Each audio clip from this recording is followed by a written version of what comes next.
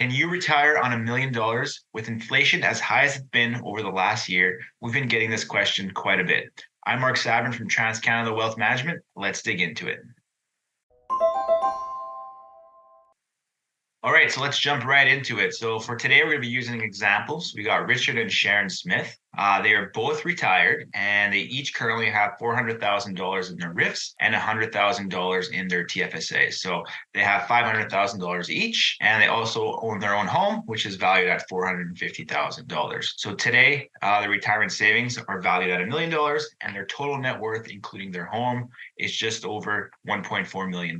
So to put together a plan to determine whether or not they can live off this $1 million, we had to make a few assumptions. So the first one being inflation. So as we know, inflation has been quite high over the last year. So this is taking a look at what inflation has been over the last 100 years. So the blue bars will indicate on a yearly basis what it's been, and the green line will indicate the average over the last 100 years. So it's sitting at 2.84. Obviously, in the last year, it's a lot higher. But when putting together these plans, we have to make assumptions for the next 20, 30 years of Richard and Sharon's lives. So with that being the case, again, the average has been 2.84% in the last 100 years. For this plan, we've assumed inflation at 4% moving forward. So being more conservative, assuming that inflation is higher. If it isn't, great.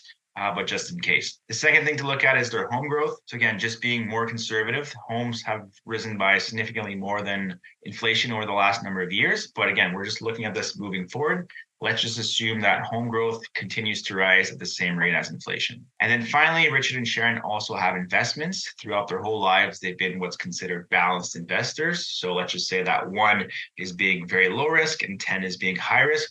They would fit somewhere in the middle, so in the 5-6 range. So if we look at different balance funds, the returns over the last 100 years. So the first one we're going to look at here is a 40% equity fund. So equities is essentially the stock market. So that's where their portfolio is going up and down in value over time. And then the 60% of this portfolio is in fixed income, which is your more slow and steady growth. So looking at a portfolio like this over the last 100 years, it's averaged just over 7.25% Now, another balanced portfolio would be half your money on the equity side and half your money on the conservative side. So that's average 8.29%. And then another balanced investment would be considered 60% on the growth equity side and 40% on the conservative side. So just under 9%. So all of these returns over the last 100 years have been, again, over 7% and 7 to 8% range. Again, we want to be super conservative when putting together these plans. So let's assume as balanced investors that they'll make 6% moving forward. They both started their CPP at 60. Mr. Smith is getting $767 per month, and Mrs. Smith is getting $682 per month. And their old age security, they're both going to receive the maximum at 65. So how much can they spend based on these assumptions? It really depends on their ages, which we haven't covered yet. Let's just assume that they're both going to live until age 90.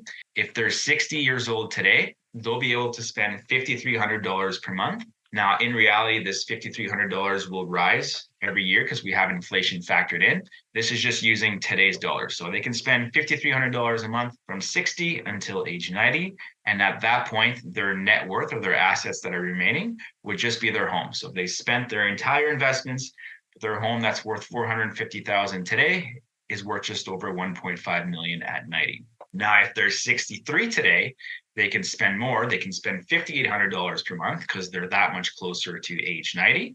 But since they're that much closer to age 90, that leaves less time for their home to grow. So at 90, their home would be worth just over $1.3 million. If they're 65 today, they could spend just over $6,000 per month, less years for their home to grow. So it'd be worth just over $1.2 million at 90. And if they're 68 this year, $6,400 a month is what they could spend, and their home would be worth just over $1.1 million. So just to reiterate, again, this is in today's dollars. In reality, their expenses would be going up with inflation throughout, but this is just assuming that we're using today's dollars. So let's just assume that they're 60 today.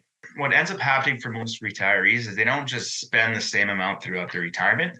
Most people like to ladder their cash flow. So what that means is spending more at the beginning of their retirement and less at the tail end. So the orange line here, this is the scenario we looked at. So $5,300 a month the whole way through. But with the laddered approach, it would mean spending more at the onset of their retirement. So let's say from 60 to 70, they spend just under $6,000 per month. From 60 to 70, that goes down to $5,200 per month. And then from 80 to 90, it goes down to $4,500 per month. So in both scenarios, they spend all of their money and they just have their home remaining, which is again worth just over $1.5 million. So two different ways to look at it. Again, I would say most people lean towards the green line here, which is spending more at the beginning of their retirement, where they're probably doing more traveling and things like that. So let's just focus on the green line for the remainder of this example. So another thing we like to look at is cash flow. So what does their retirement paycheck look like in retirement? So at 60, 2023, again, they're already receiving their CPP. So between both of them, just over $15,000 per year. They already have their money in RRSPs, so they'd have to pull out $12,900 each, and then topping up with some TFSA withdrawals. So total withdrawals from their portfolio, just under $60,000, plus the CPP income that they have. Their total inflow for the year is $75,000. Now their retirement expenses, $71,000 for the year. That's that $5,900 per month that we looked at on the previous slide. And then also some income taxes that they would have to pay on their CPP and their RRSP withdrawals. So their outflows for the year would be $75,000 and their inflows for the year would be $75,000 as well. So we also like to take a look at their estate picture. So what would happen if they both passed away? So let's just say it happened in 2023, so this year. Again, so they both had $400,000 in their RRSPs, and we made some withdrawals. We just looked at on the last slide. And their TFSAs were each at $100,000, and we made some withdrawals there. So at the end of 2023, they have just under $1 million left in their portfolio. Their home, which was worth 450, is now worth 466. Again, we have it at a 4% rate of growth, which is matching inflation. So their net worth is just over 1.4 million. Now, when you pass away, the CPP pays you a benefit of $2,500 each. So in this case, they would get $5,000. So their estate before taxes and expenses, $1,468,000. But then they have these taxes that they have to pay. So $372,000. Which lowers their net estate to just under 1.1 million. So they're essentially losing 25% of their estate to taxes. So what's going on here? So these are the Manitoba and federal tax rates. Provinces, like we'll say Ontario, Alberta, they'll have different rates, but the concept that we're going to go through remains the same. So as your income increases, your tax rate starts to go up. Now, what ends up happening is, let's say that Richard passes away. His RRSP is $400,000, would transfer over to Sharon. So now Sharon has just over $800,000 in her RRSP. But when she passes away, even if she names her kids as beneficiaries on that account, it will still be considered taxable income. So if she passes away, that $800,000 is taxable in 1 year. So her income is going to jump up into this highest bracket, and she'll be paying over 50% on a large chunk of her income. So what that ends up happening is their estate today is just under 1.1 million. And this is just looking at what it would be if they both passed away at 70, 80, and 90. So as we looked at 90, there's no more investments. This is simply just the value of their home. So there's alternate strategies that we can use to kind of minimize this tax bill. So this is a scenario we just looked at. So CPP withdrawing from their RRSPs and then topping up from their tax-free savings account. So alternatively, what we could do instead is, again, same idea with the CPP, but rather than pulling from the tax-free savings account, is just pulling extra from their RRSPs. So what that has the effect of doing is they're withdrawing more money today while they're in a lower tax bracket. So let's say they're paying 25, 30% on these withdrawals, rather than, as we just looked at, if they leave all that money in there, they could potentially face a 50% tax bill down the road. So by withdrawing from their RRSPs, they have to withdraw a bit more because it's going to be taxable. So their total inflows are $87,000. Expenses are still the same. The tax bill in that year is higher, again, because there's no money coming from their tax freeze. All that money is coming from a RRSP, which is taxable. So their total outflow is $87,000 as well. But what that has the effect of doing on their estate is it helps along the way to reduce their tax bill. So as we just looked at, this is what would happen if they just withdraw the minimums from their RRSPs and then top up from the TFSAs. So these are the values we just looked at.